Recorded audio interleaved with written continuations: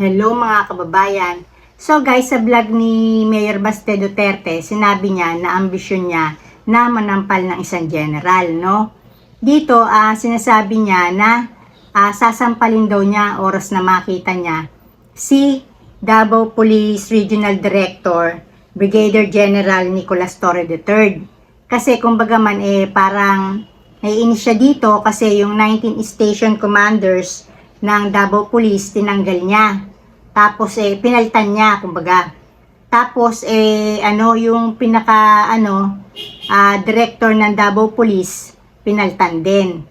Tapos sabi niya, hindi naman daw pwede yung sinasabi nito na 3 minutes quick response na halimbawa merong krimen o anuman na pangyayari na kailangan ng mga pulis, kailangan 3 minutes na doon na. Parang hindi naman daw makatotohanan yun. So, dun sa huli, medyo okay naman yun. Pero yung sasabihin mo na sasampalin mo si General Torre, no? Pag oras na makita mo, parang naman yun, nakakalalaki, di ba? Pero sinabi rin naman ni General Torre, hindi daw niya papatulan si Mayor Baste, no? Kasi nga daw professional siyang tao, professional siyang pulis, at saka sabi niya, iba naman daw kung sasabi o sinasabi lang sasampalin siya, iba rin naman kung talagang gagawin, di ba? Para magkakaalaman sila. So dito guys, makikita natin na mahilig lang magkuda, no? Magsalita pero kulang sa gawa. Duwag din naman pala tong si Mayor Baste. Alam niyo guys bakit? Kasi dun sa send-off ng mga Davao Police para sa 39 Kadayawan Festival ng Davao, no? Kung saan kailangan nandoon siya. Si Mayor Baste, di ba? Kasi kumbaga siya yung pinaka ama ng Davao, di ba? At saka kailangan present din naman itong si General Torre kasi nga syempre mga kapulisan ng isa-send off, no? Para dun sa mga maiwasan yung mga krimen, yung mga pulis kailangan visible sa lahat ng mga lugar, no? So, kumbaga man, parehong wala. So, guys, dito, no, masasabi ko na, nag-iwasan. Pero, ang bakit si, Baste, no? Mayor Baste, hindi siya dumalo. Diba? Ayun na yung chance niya. Para, halimbawa, makita niya si General Torre, tapos maisakatuparan niya yung pangarap niya, no? Yung ambisyon niya na manampal ng general. Pero no show siya. So sa tingin ko, no, sa pananaw ko, si Mayor Baste ang duwag kasi ikaw ang kumbaga parang nagmamalaki, no, nasasampalin mo si General Torre.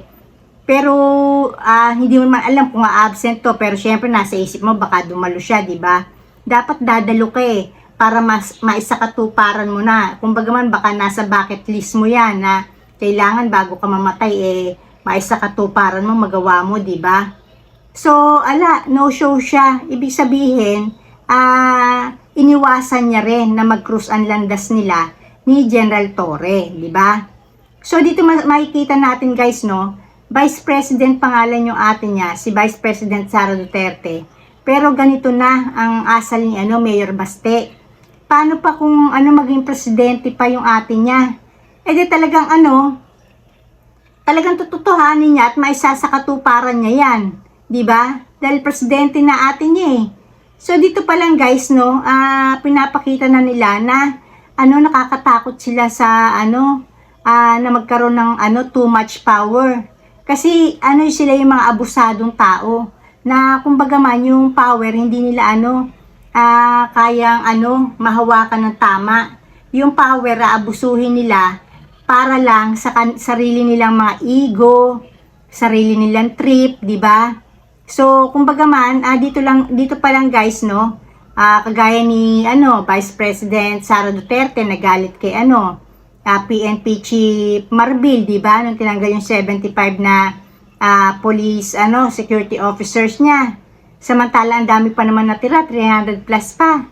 Pero, nagalit na at sinabi na bantayan yung pamilya nila, di ba? Akala mo naman magagalaw, ang nakapaligid ang nakapalibot pa sa kanya 300 plus, di ba? So, etong pamilyang Duterte guys, gusto ko lang malaman nyo, no, na mga abusado. Tapos yung gusto nila talaga, katakutan sila, no, na parang sila yung untouchable na pamilya sa Pilipinas.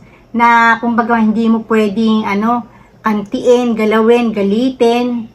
So, ayun lang guys, no, sinasabi ko sa inyo na si Mayor Baste, sa ngayon sa tingin ko, iniwasan niya talaga no, na magkita ang landas nila kasi kung hindi niya magagawa na sampalin si General Torre, bali sampal sa kanya yun. Talagang aktual na mapapahiya siya, di ba? So, yun lang guys, no, kinain din ni Mayor Baste yung sinabi niya at lang pala siya, yung huwad yung katapangan niya. Siguro kaya huwad pa lang sa ngayon kasi hindi pa president si Vice President Sara Duterte. Pero kung presidente yan, yung ate niya, totohanin niya yan. Talagang mananampal yan ng general. Ganun talaga sila kasama, no? Ang mga Duterte. So, dito na ako guys and blessings, blessings everyone. Bye!